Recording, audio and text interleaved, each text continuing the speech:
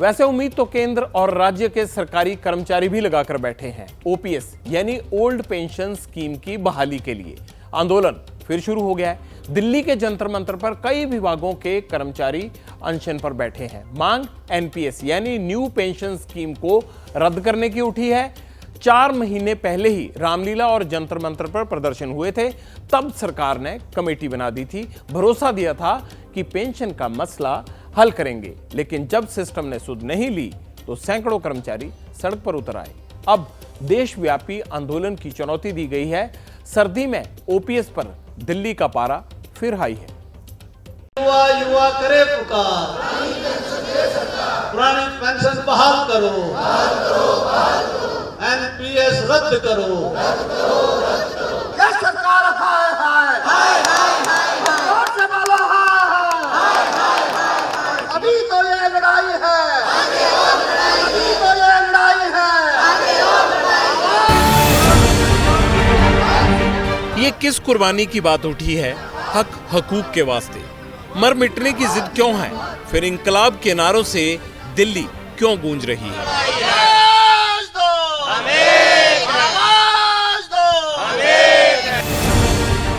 सत्ता प्रतिष्ठानों में बैठे पहरे सिस्टम के कानों तक बेबस आवाज पहुंचाने की जद्दोजहद चल रही है। विरोध के सुर बुलंद हैं, मंच है दिल्ली का जंतर मंतर। पुरानी पेंशन लेकर रहेंगे। अरे भारत सरकार होश में आओ, सरकारी कर्मचारियों से ना टकराओ। हर इंकलाबी के गले में फूल मालाएं हैं और जुबां पर बगावत के सुर। अरे युवा युवा करे पुकार, पुरानी पेंशन बहाल करो, एनपीएस रद्द करो। पुरानी पेंशन लेकर रहेंगे।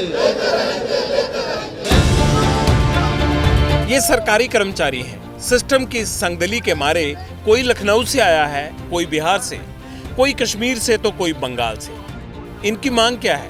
क्यों सत्ता और सिस्टम से भिड़ने ये दिल्ली आए हैं? पहले ये समझ लीजिए। प्रदर्शनकारियों की पहली मांग ओपीएस यानी ओल्ड पेंशन स्कीम देश भर में शुरू की जाए। प्रदर्शनकारियों की दूसरी मांग एनपीएस यानी न्यू पेंशन स्कीम को फौरन रद्द किया जाए। चाहे वो केंद्र के कर्मचारी हों या राज्य सरकार के कर्मचारी हों, वो यहाँ पर इस अनशन में शामिल हो रहे हैं। और सामने आपको पोस्टर यहाँ पर लिखा हुआ नजर आएगा जिस पे लिखा है पुरानी पेंशन योजना बहाली संयुक्त मंच NJCA क्रमिक अनशन 8 से 11 जनवरी 2024 तक। इसमें northern railway men's union headquarter मंडल के लोग और इसके अलावा जो all India health employees and worker confederation के जो सदस्य हैं वो इसमें शामिल हो रहे हैं। जंतर मंतर पर धरने पर बैठी ये पवन कुमारी और अरुणा है। सर्दी में जब लोग रजाई से बाहर नहीं निकल रहे तब ये फुटपाथ पर क्यों बैठी है और किसकी वजह से और किस लिए? जब एक विधायक को इतनी बार पेंशन मिल जाती है, हमारा रेल कर्मचारी कितना काम करता है। जब वो 60 साल का होता है, बिल्कुल बुढ़ापे में आ जाता है, तो वो घर जाएगा, उसको पेंशन नहीं, कुछ नहीं, 2000-3000 रुपये में क्या करेगा? हम ये हक लेके रहेंगे। ना मिलेगी तो बात ही नहीं, ना क्यों ना मिले, हम तो लेके रहेंगे। बिना पैसे के कुछ नहीं है और बुढ़ापे में पैसे की जरूरत पड़ती है, इसलिए हम लोगों को ओपीएस जरूरी है। बहुत बड़ा परिवार है, 7 लोग हैं, अकेली हूँ कमाने वाली। ना सर्दी की परवाह, ना बीमार होने का डर है तो बस अपने भविष्य का, जिसे सरकारों की उदासीनता का ग्रहण लगा दिख रहा है। इनसे मिलिए, ये प्रवीणा, मधु और जया हैं। सबकी अपनी कहानी है, सबका अपना संघर्ष है, लेकिन दर्द और तकलीफ एक सी है। बुढ़ापा एक ऐसा चीज है जहां अगर पैसा ना हो तो घर से लेके बाहर तक कोई इज्जत भी नहीं मिलती है, और इज्जत तो छोड़िए, अपना स्वास्थ्य भी चला जाता है। इतना पैसा तो मिले कि अपनी दवाई है, फल है, फ्रूट है, जो बुढ़ापे की सबसे बड़ी ज़रूरत है, अपना परिवार है। तो बिना पेंशन के लिए तो हम सोच भी नहीं सकते कि हम लोग कैसे जीवन जिएंगे। जिस प्रकार से महंगाई बढ़ी है उसी के साथ साथ सरकार ने जो है हमारी न्यू पेंशन स्कीम शुरू की, जिसमें कि हमें कुछ भी एम्प्लॉइज को उस स्कीम में नहीं मिलेगा जो अपनी जरूरतों को पूरा कर सके। फिर से जो है एक बार हमारे जो बच्चे हैं उनकी तरफ देखा जाए। हमारे संविधान कहता है समान काम समान वेतन। तो मैं तो ओपीएस में आती हूँ, लेकिन मेरे बगल में बैठा जो बच्चा है 2004 के बाद आया है, उसको पेंशन नहीं मिलेगी, तो ये अन्याय तो हम नहीं सहेंगे। नारी शक्ति है, सशक्त है, हारना नहीं जानती, लड़ना जानती है। सिस्टम माने ना माने, लेकिन इनका दर्द, इनकी बेबसी वाकई वेदना देती है। इन बदलों से मत टकराओ। और अभी तो ये लड़ाई है, आगे और लड़ाई है। अभी तो ये लड़ाई है, आगे और लड़ाई है। दर्द बुढ़ापे का भी है, हाथ पैर सभी सलामत है, हड्डियों में ताकत बची है, कमा रहे हैं तो खा रहे हैं। जब ताकत नहीं रहेगी कैसे कमाएंगे, कौन खिलाएगा? ये संजीन सैनी है, दिल्ली के कश्मीरी गेट पर सीनियर एसओ हैं। रेलवे में तैनाती है, डर है रिटायरमेंट के बाद क्या करेंगे। अगर नई पेंशन स्कीम के तहत पैसा मिला तब तो भूखे मरना तय है। सैनी साहब साथी की अबीती का किस्सा सुना रहे हैं, जरा आप भी सुनिए। एक बलवीर सिंह रिटायर हुआ है, मास्टर क्राफ्ट्समैन है ना, वो 4600 के 4200 ग्रेड पे का कर्मचारी है, और मेरे हिसाब से उसकी पे भी जो है ना 60-70 हज़ार के आसपास होगी। उसको 3200 कुछ रुपये पेंशन लगी है। ये 31/12 को रिटायर हुआ 23 को। तो लोगों को जो अपना बुढ़ापा है वो गर्क में नजर आ रहा है उनको। कौन गारंटी देगा? कोई है जो कहे घबराना नहीं, डरना नहीं, हम बैठे हैं, हम साथ हैं। कुछ नहीं तो दिलासा ही दे दीजिए। इतिहास गवाह है, दिलासे की राजनीति तो दशकों दशक चलती है।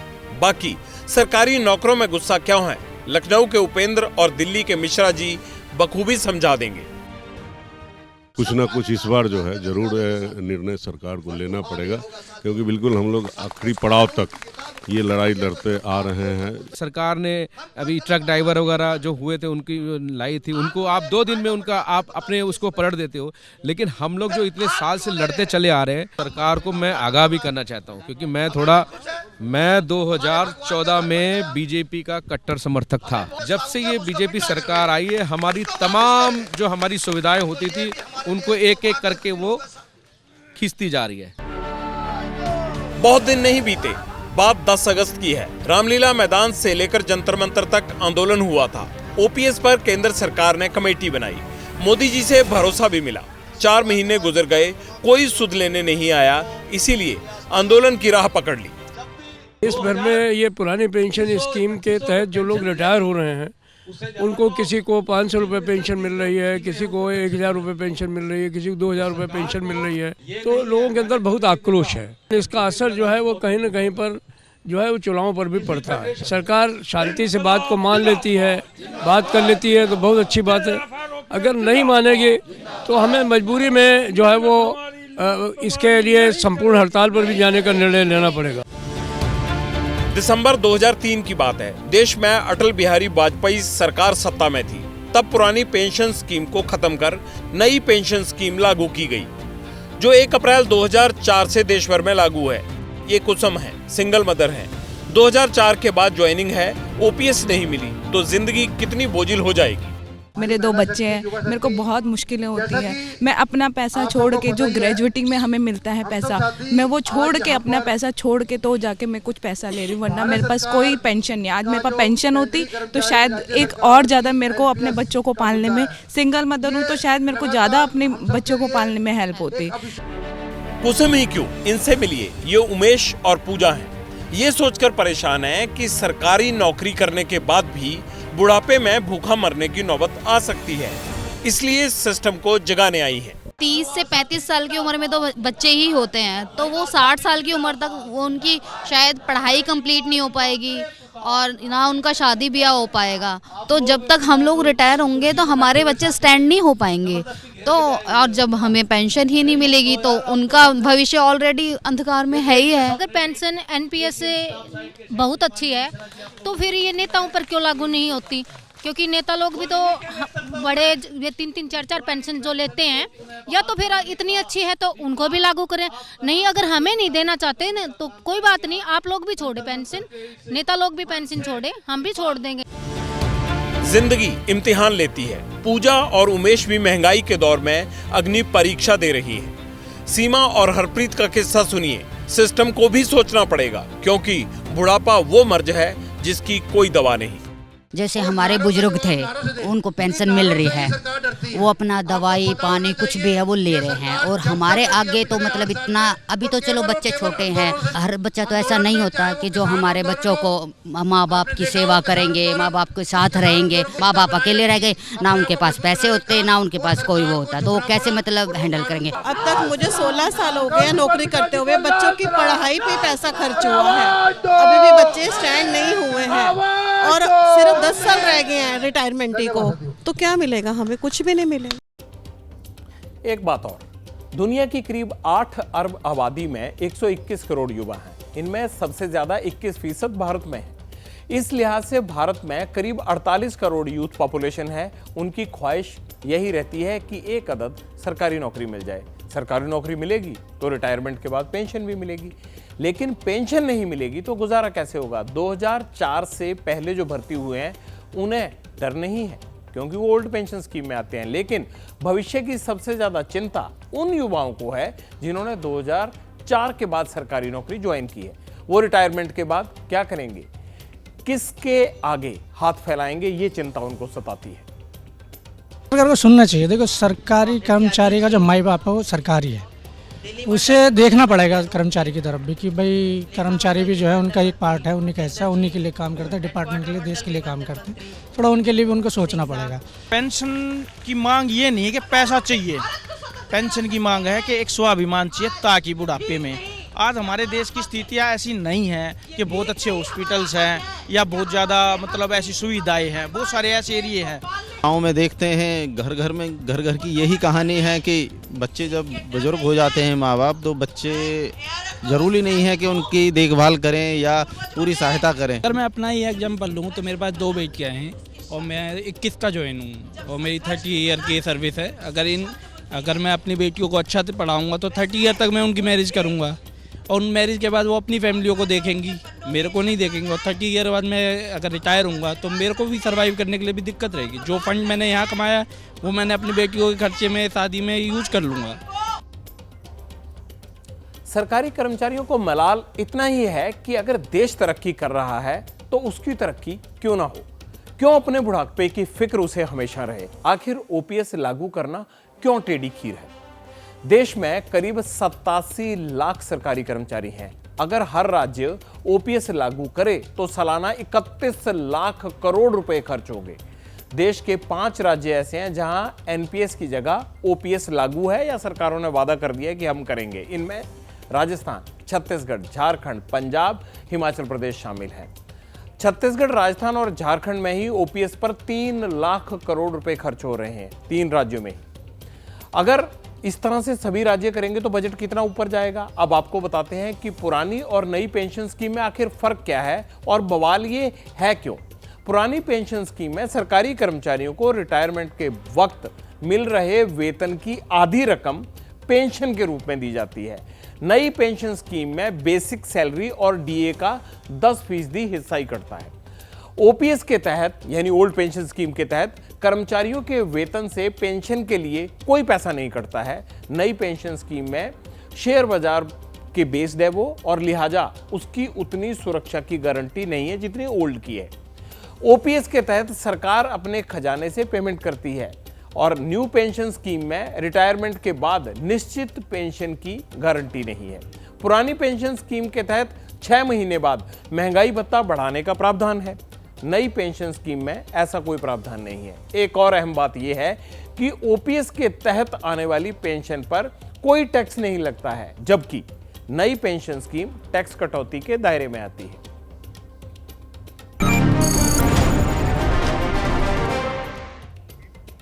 चुनाव आते हैं तो नेताजी वादों का पिटारा लाते हैं। 4 महीने पहले ओपीएस पर कमेटी बनी, लेकिन नतीजा सिफर रहा। अब लोकसभा चुनाव सामने आ गए हैं। कर्मचारियों के मन में जो शंका है उसे दूर करना भी सरकार की ही जिम्मेदारी बनती है, क्योंकि एम्प्लॉय तो अपने ही हैं। और पब्लिक के इंटरेस्ट में ये सवाल भी वाजिब लगता है कि अगर 4 महीने विधायक रहने वाला ताउम्र पेंशन का हकदार हो जाता है तो 35-40 साल तक सरकारी नौकरी करने वाला क्यों नहीं। जैसे ही घड़ी का काटा दोपहर 2:30 पे आए, बबीता जी का दिल सास बहू साजिश के लिए मचल जाए। और ये है इनकी बहू, पूरे दिन ऑफिस की टेंशन हो जाए गॉन जब ये करें अपना फेवरेट शो फ्री टाइम पे ऑन। इनकी तरह आप भी देखें अपना फेवरेट शो अपने टाइम पर और डाउनलोड कीजिए एबीपी लाइव ऐप अपने स्मार्ट टीवी पर।